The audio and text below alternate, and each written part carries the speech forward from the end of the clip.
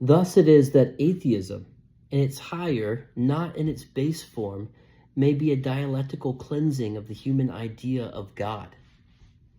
When men have risen in revolt against God on the ground of the evil and wrong of the world, they have, by the very fact of so doing, presupposed the existence of a higher truth, that is to say, in the last resort, of God.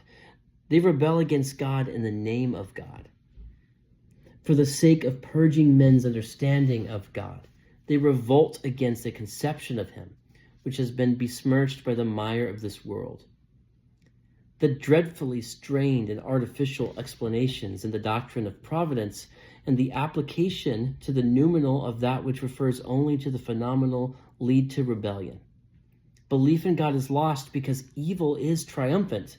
The immeasurable extent of suffering among created things cannot be reconciled with what people have been taught about the presence and activity of God in the world. A loftier sort of belief in God may come about as it becomes more spiritual and frees itself from the false, cosmomorphic, and sociomorphic myths about God with which the traditional doctrine of providence is permeated. The biblical doctrine of God is still more steeped in sociomorphic, mythological elements and an idolatrous attitude to power. Yahweh was a tribal god and a god of war. It is of interest to note that Yahweh had no authority over Sheol. In the prophets, the knowledge of God is made spiritual and universal, but not finally and decisively so. It is only in the Son of God that he is revealed as love.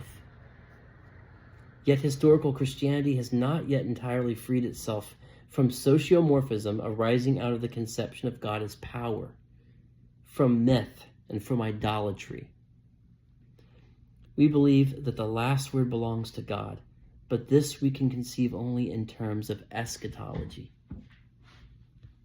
It can be brought home to us only by the final and definitive revelation of the Spirit.